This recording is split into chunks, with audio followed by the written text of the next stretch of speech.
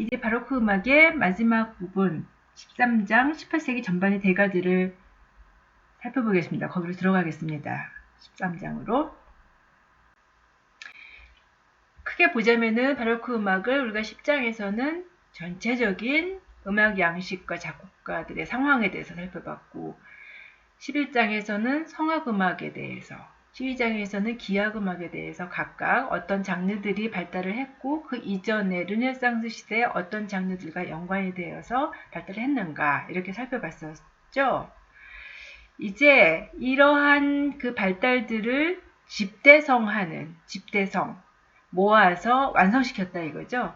그런 18세기 전반의 대가들 4명에 대해서 살펴보려고 그래요. 18세기 전반이라고 그러면은 1700년에서 1750년 이제 바로크의 후기 그리고 고전주의로 이어지는 그런 역할을 하는 그런 작곡가들이라고 볼 수가 있어요. 우리가 익히 아는 작곡가들이죠. 이제는 이제 작곡가들의 이름들이 슬슬 이제 나타나기 시작을 해요. 그만큼 개인적인 요소들이 이제 중요하게 생겼다는 건데, 네 작곡가입니다. 비발디, 라모, 바흐, 핸델. 한 사람씩 살펴보기 전에 18세기 전반의 음악 환경, 252페이지입니다. 교재에서는. 그러니까 이 네 작곡자들이 각각 활동했던 시기는 대체적으로 17세기 후반에 나서 출생을 해서 18세기 전반까지 1750년 바흐가 50년에 사망을 했죠. 그러니까 이 시기에 활동을 했던 사람들이고요. 국가를 보면 각기 유럽을 대표하는 나라들 출신이죠. 이태리, 프랑스, 독일. 핸델은 독일에서 났지만 거의 영국에서 활동을 했기 때문에 영국적인 요소가 많고요. 주요 장르들도 이렇게 다릅니다. 각기. 근데 이 네 사람을 살펴보기 전에 공통적으로 이 18세기 전반에 작곡자들이 어떠한 환경에서 활동을 했는지를 언급을 하는 게 좋을 것 같아요. 기본적으로는 이 사람들이 어디의 후원으로 누구누구의 후원으로 활동을 할 수가 있었어요.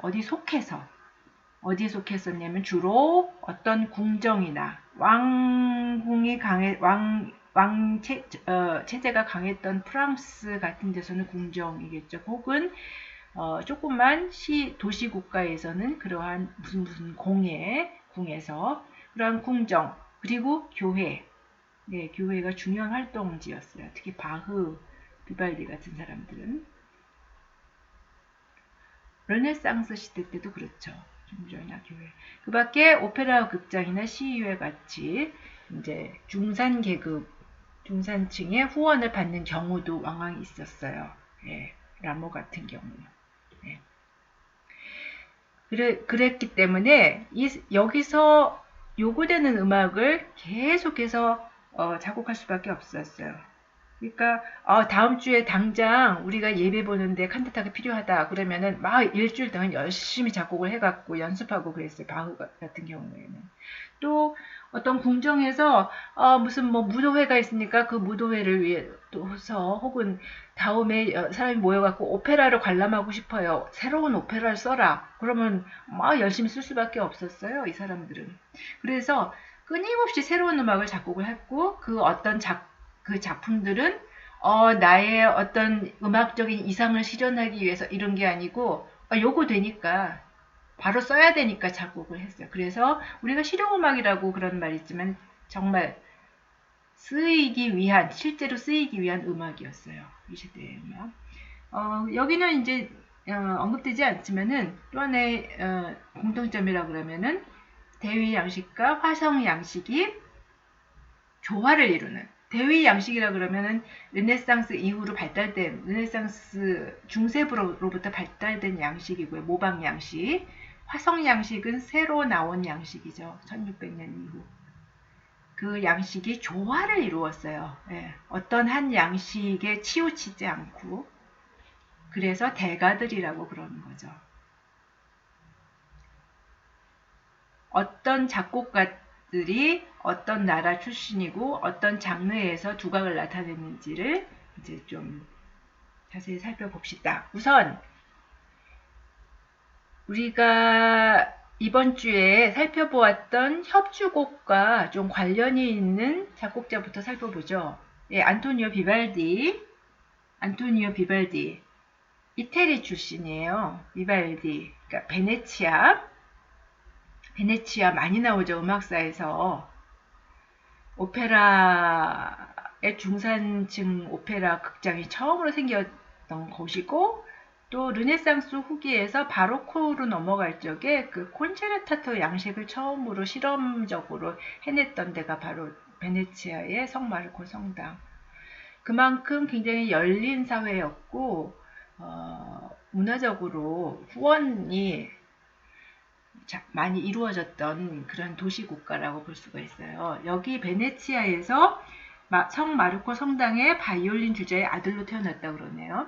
근데 사제가 되려고 공부를 했는데 사제 서품을 받았는데 몸이 약해갖고 사제는 안 하고 음악 쪽으로 돌았다 그래요. 그래서 별명이 붉은 머리의 사제. 네, 머리가 붉었나 봐요.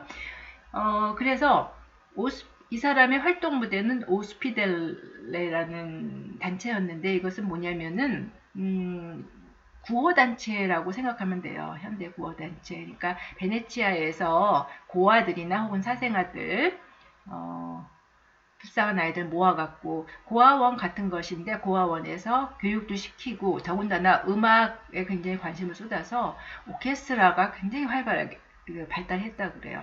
여러 군데 오스피델레가 있었는데 특히 베네치아 오스피델레가 가장 규모가 컸는데 거기 음악 감독을 하고 바이올린 주자도 하고 합창 대장도 하고 그래서 굉장히 훌륭한 그런 오케스트라와 합창단을 보유하고 있었다고 그럽니다. 특히 비발디는 여러 장르에 걸쳐서 작곡을 했지만은 특히 우리한테 음악사적으로 중요한 거는 협주곡, 콘체르토 분야예요. 여기 보니까 많이 500여 곡의 협주곡 많이 작곡을 했고 그 중에서도 바이올린을 위한 솔로 협주곡이 많다고 그러는데 바이올린 주자였으니까 지금 바이올린을 들고 있잖아요. 이 초성화도 많이 썼을 뿐 아니라 이 많은 협주곡을 통해서 고전 협주곡과 이어지는 바로크 협주곡과 고전 협주곡을 이어지는 바로크 협주곡 우리가 들어봤는데 우리가 보통 생각하는 협주곡 솔리스트가 앞으로 막 튀어나와서 눈에 띄는 이런 거기보다는 어떤 협주의 그런 요소가 강했는데 솔로가 강조되는 그런 고전 후의 고전 시대의 협주곡의 기초를 마련했다고 볼 수가 있는데 형식적으로 볼 때도 3악장 구조인 것은 물론 토렐리가 확립한 거지만은 이 리토르넬로 형식을 아주 확립을 시켰다. 네, 토렐리가 시작을 했지만은 보다 견고하게 확립시켰다. 보다 그 형식이 뚜렷해요. 리토르넬로 형식. 그러니까 솔로하고 그 일피에노 혹은 뚜띠라 그러죠. 그 대비가 확실해서 사람들이 명확하게 그 구조를 파악할 수 있도록 했다. 왜요? 그래서 전체적으로 볼 때 재미있는 음악 들었을 적에 변화가 많고 재미있는 음악. 그거는 뭐냐면은 독주와 합주의 대비가 뚜렷했다. 짜임새, 합주의 짜임새는 반주하는 음형이고 좀 더 꽉 찬, 독주는 조금 더 화려하고 솔리스틱한 이러한 화려한 솔로, 음량도 그래서 훨씬 더 대비되고, 그래서 독주와 합주가 좀 더 대비되고, 그 다음에 주제 자체를 보자면은 멜로디가 굉장히 뭐 그게 그건 것 같고 이게 아니고 귀에 딱 들어오는 주제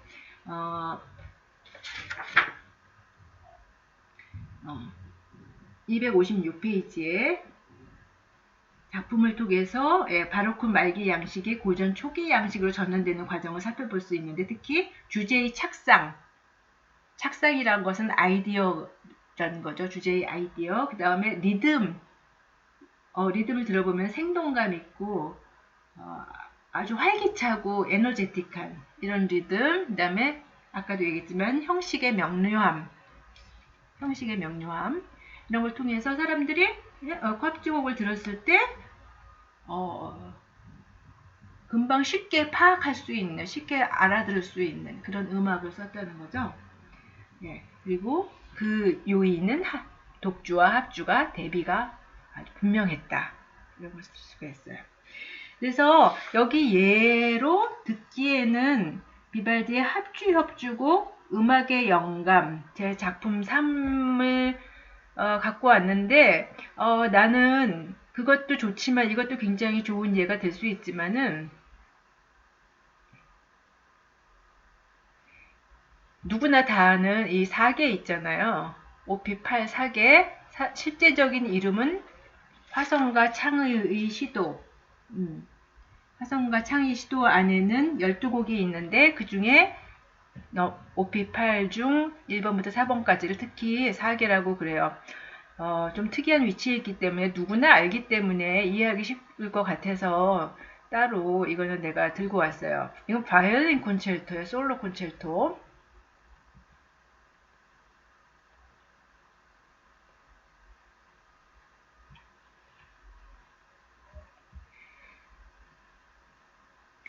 이 곡에 대해서는 256페이지에 그 악부 밑에서 짧게 언급하고 있지만은 두 가지 점에서 음악사적으로 의미가 있다고 볼 수가 있어요.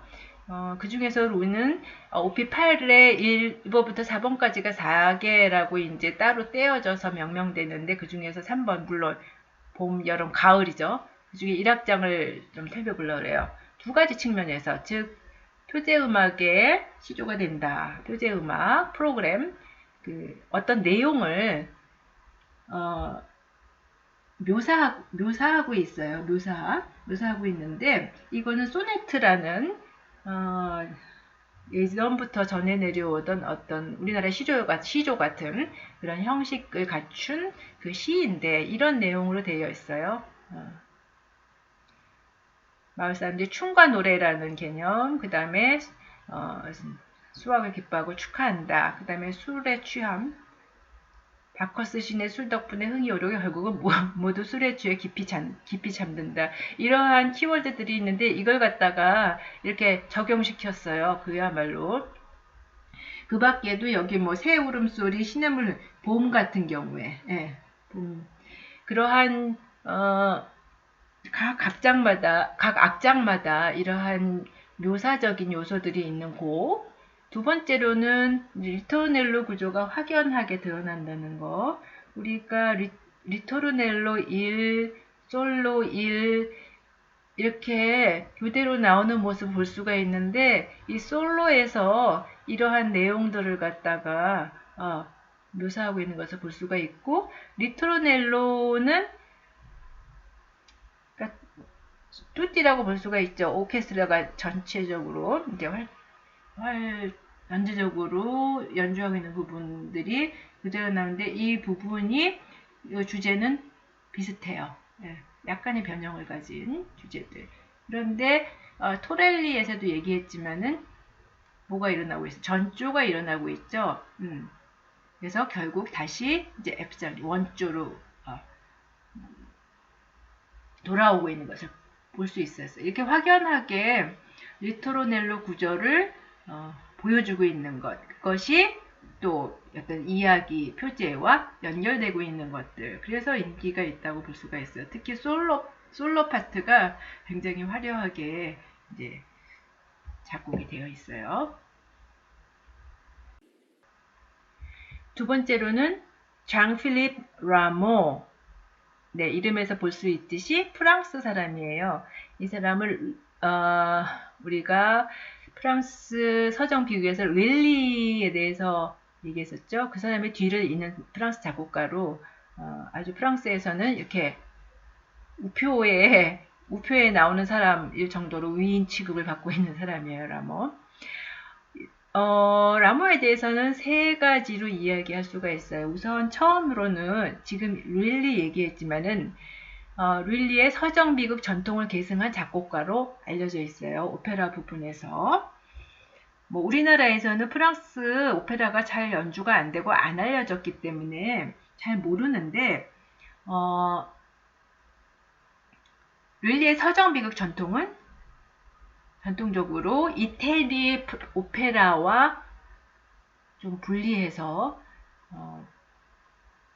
특성을 부각시키는, 프랑스적인 특성을 부각시키는 그런 장르였죠. 그래서 프랑스 사람들이 굉장히 자부심을 갖고 있는 장르인데, 그런데 라모의 오페라에 대해서는 재미있는 이 일화가 있어요. 그러니까 처음에 오페라 이폴리토 아리스라는 오페라가 이 사람의 후원자 라 뿌플리니에르라는 대부호의 저택에서 이제 처음 초연이 되었는데, 그때 극찬과 아주 호평으로 나뉘었다 그래요. 호평은 뭐냐면은 릴리의 오페라를 너무나 자랑스럽게 생각했기 때문에, 근데 약간 그건 장대하고 막 귀족 중심이고 딱 그 화려하고 이러한 오페라인데, 그거에 비해서 라모는 나중에 이제 두 번째로 얘기했지만 화성에 기초해서 약간은 고전적인 냄새를 풍기는 그러한 이제 오페라였거든요. 그러니까 다르거든요. 릴리하고. 그러니까 이거 뭐냐고, 릴리랑 다르다고, 이제 전통적이 아니다라고 공격을 하는 측면이 있는가 하면은 새로운 전통을 이루었다라고 찬사를 하는 측면이 사람들이 있었어요. 그런데 이렇게 막 싸우다가 무슨 일이 일어나면은 또 애국심으로 연결되는 거예요. 뭐냐면은 이제 18세기 중반에 갖고 이태리에, 우리가 고전 시대에 이제 페르골레지라는 이태리 작곡가에 대해서 이야기할 거예요. 그 페르골레지의 오페라가 고전 시대를 이제 막을 여는데, 이전에 뭐 나폴리 오페라 이런 막 화려하고 복잡하고 이런 데서 반대되는 의미의 간단하고 단순한 오페라를 인기를 얻는데, 그것이 이제 그 파도가 프랑스에 막 몰려오는 거예요. 고전주의의 물결이 이제 시작된다고 볼 수가 있는데, 프랑스로 몰려오니까 프랑스 사람들은 굉장히 자부심이 강하잖아요. 서정 비극의 전통에. 그리고 이태리라면 막 싫어하거든요. 이태리 음악이라면은. 그러니까 막 싸우다가, 그러니까 형제들끼리 싸우다가도 왜 바깥에서 동생이 맞고 들어오면은 형이 같은 편이 돼서 싸우잖아요. 또 바깥에 어떤 자기 동생 때리는 애를. 그런 거나 마찬가지로 이태리 오페라와 싸우기 위해서 막 뭉친 거예요. 그게 바로 부퐁의 논쟁이에요. 근데 물론 이제 프랑스 사람 중에서 일부 그 고전주의자들은 좀 단순하게 오페라를 그런 방향으로 가자라고 그래요. 그런데 프랑스의 전통주의자들은 릴리하고 라모 봐라, 프랑스 전통을 이어간다. 우리는 이태리 그런 오페라 안 써. 이렇게 막 논쟁을 했다 그래요. 1750년경에. 참 재밌죠. 오페라 갖고 막 이렇게 한 나라에서 애국심을 가지고 막 싸운다는 게, 그거를 부퐁의 논쟁이라고 그래요. 부퐁이라는 것은 이제 뭐 광대 혹은 뭐 바보들 뭐 이런 이제 뜻을 갖고 있다 그래요. 그런 논쟁이 아주 그 음악사에서 이태리적인 오페라와 프랑스적인 오페라의 기싸움 이런 거로 유명하거든요. 거기서 난데없이 이 사람이 릴리의 뒤를 잇는 프랑스적인 작곡가로, 그래서 이렇게 존경을 받는 사람으로 이제 자리를 잡게 되는 거죠. 예, 재밌어요. 그렇게 얘기했지만 사실 이 사람이 음악사에서 더 중요한 거는 바로 화성 이론을 확립한 거예요. 화성 이론은 물론 1600년부터 우리가 계속저음과 함께 시작이 되었지만은, 그러니까 어떤 그 짜임새의 주류를 이뤘지만 이걸 이론적으로 확립하고 현대 우리가 알고 있는 화성학으로 연결해 준 사람이 바로 라모예요. 이런 책을 쓰거든요. 1721년에 화성 이론이라는 책. 굉장히 중요한 책이에요. 이 책에서 우리가 알고 있는 화성학의 모든 원칙들이 다 제시되어 있어요. 화성이 모든 음악의 근본이고, 음향학 법칙에 근거한 화성 이론, 즉 뭐 3도씩 어떤 음을 튕겼을 적에 그 음에서 배음들을 기초로 이제 뭐 이런 순서로 음이 들린다 해서 거기서 삼화음이 나왔는데, 그러한 이론, 그 다음에 기능 화성, 그 중에서도 가장 중요한 화성이 으뜸화음, 딸림화음, 버금딸림화음이 중요하다. 가장 가까운 화성들이 그 화성이다. 뭐 이런 기능 화성. 그래서 우리가 보통 타닉, 도미넌트, 섭 도미넌트 이 중심으로 이렇게 조성을 얘기하잖아요. 그런 것들. 그러니까 1600년에 시작되었던 화성의 진행이 이 화성 이론으로 어떤 체계를 갖추었다. 서양 음악을 특징 짓는 화성 이론의 체계를 갖추었다라고 볼 수가 있어요. 그 사람이 바로 라모예요. 이론적으로 굉장히 중요한 역할을 하고요. 세 번째로는 이제 클라브생 모은 거. 클라브생은 합시코드를 프랑스에서는 클랍생이라고 그랬죠. 그래서 클랍생 모음곡 꾸프랑의 전통이 있었죠. 꾸프랑의 모음곡 전통을 역시 이어받아서 네 권의 매우 많은 수의 클랍생 모음곡을 발표했는데 이들은 프랑스 전통처럼 표제 음악으로 유명하고요. 다 이렇게 재미있는 제목들이 그리고 묘사적인 그러한 붙은 묘사적인 내용이 있는 그런 음악이고 특히 이 화성에 대한 이거를 감출 수가 없어요. 화성에 대한 자기 자신의 그 장점. 그래서 쿠프랑에 비하면은 훨씬 화성적인 짜임새를 보여주는 좀 더 고전 시대로 그런 시대에 가까운 이러한 음악을 보여줘요. 그러니까 화성적인 짜임새라는 것은 모방적인 부분이라든지 그런 것들이 약하다. 오히려 화성적인 부분들이 강하다라는 것을 얘기하고 있는 거죠.